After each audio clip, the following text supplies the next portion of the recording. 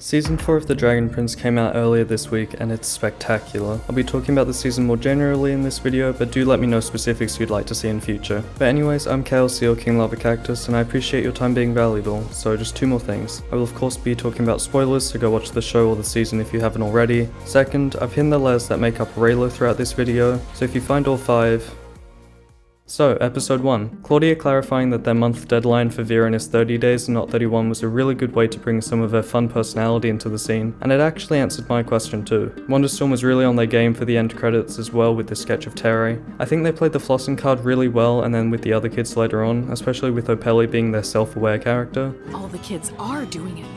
Soren was right. Soren all around this season was hilarious and just the perfect extra to have along with the main three. He's so innocent and brave with everything, it's a really good balance they've managed to write for his character. The music for the ceremony was beautiful and it actually reminded me a lot of How to Train Your Dragon, and her signing was so sweet. I heard Rayla's theme come up quite a bit throughout this season as well, which was a really pretty throwback to the events of season 3. I also thought up of a small theory while watching some of the cave scenes. I think Claudia's hair changes colour depending on the amount or depth of dark magic she goes into, and I don't know what the hell Aravos made Claudia do to bring back Viren, but I'm not really sure I want to find out. She seems pretty scarred by it, to say the least. To be completely honest, I wasn't too bothered with the whole portal thing Claudia did here, but I think it was much better done for the cuddle monkey with how it was introduced as an ability and the payoff it had in the final episode. I must commend them for leaning as hard as they did into Viren's PTSD, because it is absolutely something he would have. The way they showed it too with the mix of flashbacks and exaggerated perspective was done in a perfect blend. The camera was actually really well used this season, from POV shots with Sim and Viren to Dutch tilts when events began to see increasing tension. Seeing more of Terry and Claudia's relationship was cute, but I'll mention more about Terry's side of it in the episode 7 section, because we learn he might be being taken advantage of. I could tell Karim was a problem from the start, similar to Prince Kasif or Celia. Him trying to instill doubt into Janai just made me hate him even more, and there was no part of him that I found compelling. And yes, he wanted to keep the old Luxury and their customs, but Janai was already doing that while also being progressive. Viren I thought in seasons 1, 2 and 3 actually had an aim that you could reasonably conclude to based on the circumstances. I noticed there was a love story in Claudia and Viren's relationship as Viren actually became a genuinely good guy. It was a wonderful change of pace from what we'd previously seen of him, always going after something else instead of living life to the fullest with what he had. And I'm not saying it's bad to have ambitions, but I could finally see some good in him again, before his daughter slapped the absolute living crap out of him. There was a lot of focus on the moon this episode, so I knew we were going to see Rayla, especially when I saw the full moon too. The introduction of Stella the cuddle monkey, which again I totally sub-called. They brought my girl Stella from Winx Club into this franchise, but they decided to fuse her with Golem first. I don't know, maybe I'm being too harsh. Felt off-putting to me in a good way, but Rayla is beautiful. One of my concerns in my prediction videos for season 4, as silly as it was that they'd ruin Rayla. I'm super happy to say that she still has everything that made her wonderful in the first phase of the show. I personally have read the Through the Moon graphic novel, and I think Callum's actions at the start of this episode were a little too harsh, all things considered. In my opinion, it would have been better if they started with the hug considering the fact it has been 2 years, and then after that he backs off a bit telling her how much it hurt him, although it does parallel very nicely against Terry and Claudia. I also like the idea that Rayla stayed up all night after not seeing him for 2 years as well. I became so obsessed with revenge that I risked losing the best thing I ever had. You. Soren's stand-up I quite enjoyed as something loose to break up the show so far. The animation to the entrance of the lair I thought looked amazing, and the additional colour they added to the Sunfire Elf staff gave it some more personality. The fight scene between Ibis and Claudia is definitely something I'd like to go into more, but wow, this was really well choreographed. And to have it so intertwined with Ezran's speech both physically and just with swapping between scenes was a powerful ending to Act 1 of the season. I hated Terry with a burning passion after this. It also clicked that I was right about Ibis's funeral too, unfortunately. They did recover my hate with Rayla finally being accepted by someone, so thank you Ezran, and it was well done with her being nervous after being completely shut down by Callum. Rayla? Hello, Ezran. I didn't know if you'd want to see me again after the way I left. I'm so sorry that I missed you so much! We all did. Bet you feel real jealous now, you dumb prick. The additions of badges and pins to Ezran's bag is awesome, it makes it so much more personal to him. Again, Ezran coming in clutch for wanting Rayla to come along. Rayla, what are you waiting for? I didn't know if you wanted me to come. We need you to come. Soren's primal source being his muscles is hilarious, and Bait getting Callum's scarf is so adorable. I noticed the adventure theme makes a reoccurrence in a revamped edition too. Apparently there's been some pushback about the art style used for this flashback, but I personally think it's stunning. And while we're here with these newly introduced dragons, let's do some speculation. The map we see at the end of episode 9 leads to the middle of a lake, so it's likely the next dragon we see is this water one. I'm very curious as to who this human girl is too, because in episode 8, Rex says that she looks similar to Ezran, and they wouldn't bring that up for no reason. I'm not sure if I hate the architect more or less than Terry at this point, they both kinda suck. Again, Viren having further depth and being conflicted about using dark magic was really good. I think him dying and only having 30 days woke him up a bit. Zubei's sass here was hilarious, and I'm just saying, someone else and I completely guessed this line by accident shortly before the show's release. It's working! I am a storm dragon. I certainly hope it's working. Road work ahead? Yeah, I sure hope it does. I think Ibis becoming a flock of burbs was a really nice idea, and we actually see one of them later on in the Uncharted Forest telling us that Ibis is still with them. I can't believe Soren did this again, but it's good to know Wonderstorm's self-aware. Whoa!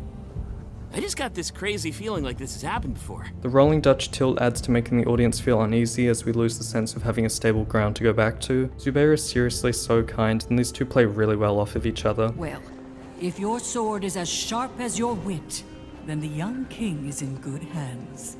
Wow. Thank you.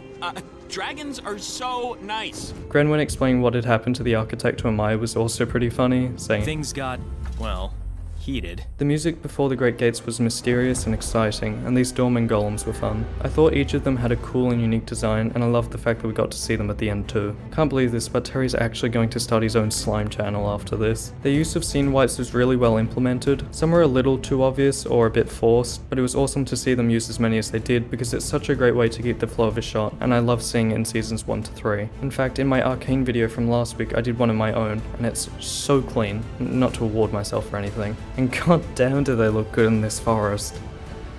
And that's enough subtle hinting for that scene. You can't just go off alone. Okay, fine. Callum and I will go look for the entrance. No, I'll stay with Ezran. Soren, you go with Rayla. You want an adventure, right? Oh, yeah. I suppose that works too. There are seriously so many moments like this where I wish Aravos maybe did strangle him all the way. You idiot. She's trying so hard, but I love Ezran though. Good luck, Rayla. You'll find it in no time. Using the characters' personalities to play with humour in a way that seems fitting to the scenario is done well here too. As Soren says things are tense, Rayla dodges the fact that it's about Callum. So, things are tense? Yeah.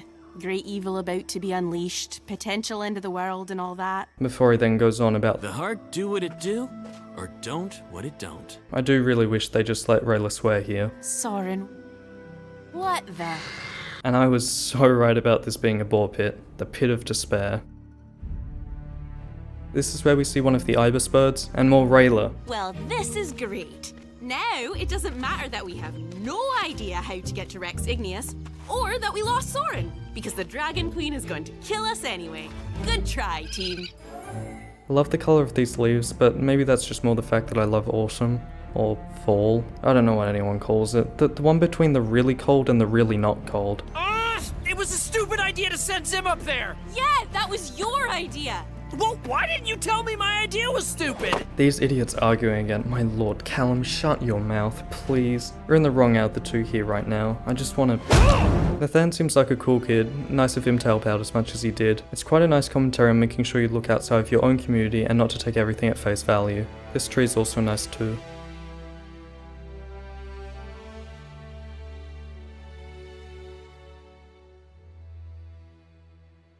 The crystal labyrinth was so expansive and beautiful. Having the crystals give off a sound to lead to the next one for the right path was something new that I wouldn't have expected either. It was a great compilation as they were going through all of them. When Nathan said there was only 3 quasar diamonds in the world, I really thought that that was going to be their sacrifice to talk to Rex, but I'm really glad it wasn't. I can't wait to see the importance it has in later seasons. I swear to god, Callum, you set yourself up so well whether you mean it or not, and this 9-year-old kid has more of a clue than you. Take it, you idiot.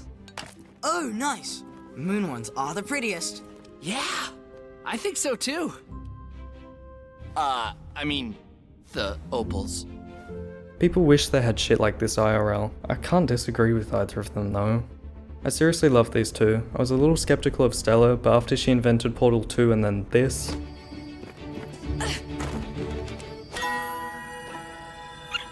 just adorable. One of the reasons I love Wonderstorm so much is their confidence for doing whatever, mixing in full anime styles, or just showing a completely black screen for 38 seconds while there's no light sources. I like it. These creatures are beyond terrifying, and that's a nope from me. This shot dolling in on the bridge is pretty dope though. Soren might legitimately be one of the best characters. Arvados has to be some kind of inside joke with one of the cast members pronouncing Aravos wrong. I know about Arvados.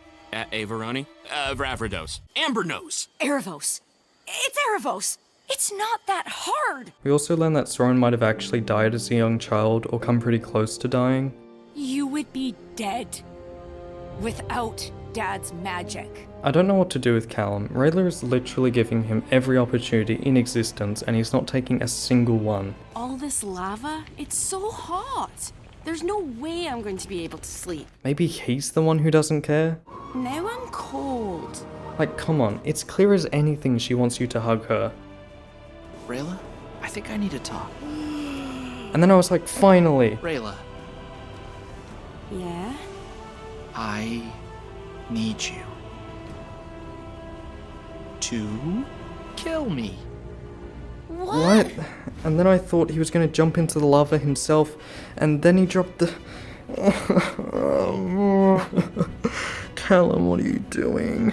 I just wish I had narcolepsy so I could sleep and forget all of this. Cool statues though. This kid is incredible. He has the perfect amount of dry humor and I don't even think he's trying. As long as Rex Igneous likes your gifts, we might live through this. So, you remember how I said there was enough subtle hinting when they're in the forest earlier? Cool.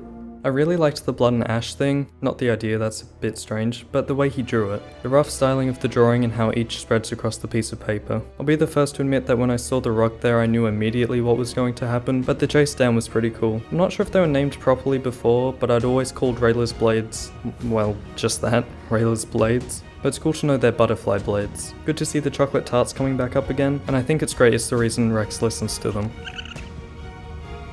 This is your offering. A pastry. He seems to be very knowledgeable and shows incredible depth when showing remorse for Avizandum's death. Avizandum is... dead? How did this happen? Little one, I am terribly sorry. This goddamn sleeping spell too. I 100% thought all their weapons were just gone at that point. They'd take the map and their most valued items and that would be that. Thankfully, that didn't happen. It's canonical, everyone. Soren loves salad. Don't worry about stuffing his mouth with leaves. Soren loves salad. It's good for you. For real though, I thought it was pretty funny, although I am surprised he didn't eat his way out. The idea that the map was engraved into his tooth was super original too, and using Goofy Goo to get a copy of it as well. I personally didn't think this was particularly funny, but it sets up a better joke for how they'll wake Rex. Rayla suggests a less cruel idea which turns out to be stabbing him of all things. I've got an idea to wake him up that will be equally effective, but slightly less cruel.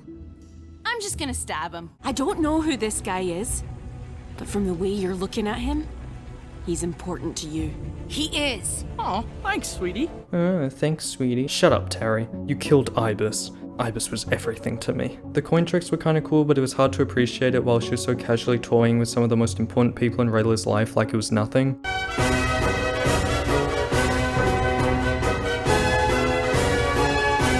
I think the trade was actually relatively fair, but throwing the coins so they would melt or whatever else in the lava was just plain cruel, instead of giving them to Rayla to prove that she was willing to give them up for Terry. Suit yourself. No! Stella was amazing, Stella? How did you do that? but Claudia is such a... I'm sorry, but who in the... would do that to someone? Major respect to Terry for sticking up to Claudia for what she did, and now think he's an alright guy. I've seen you do a lot of awful things, but what you just did, the way you tricked that Moonshadow elf, it was just cruel. I'm surprised Callum didn't hear Rayla scream. It shows growth in Claudia that she's willing to go back on something because of Terry, so he clearly means a lot to her. But I don't know. I do not say it lightly when I say Claudia is evil. Gotcha.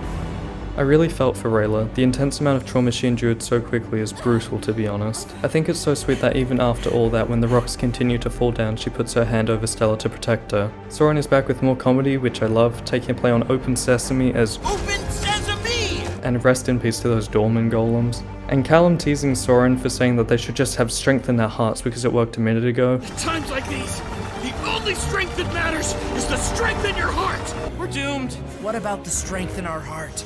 Like a minute ago, you were saying the only strength that matters is Doomed. Perfect. I said it before, but I'll say it again. Zubayr is awesome. I am glad you are all not super dead. I'm glad all it took for Callum to realize he did want Rayla was him thinking that she was gone forever. But I think they could have left her a little bit longer before revealing she was still alive. Little help over here?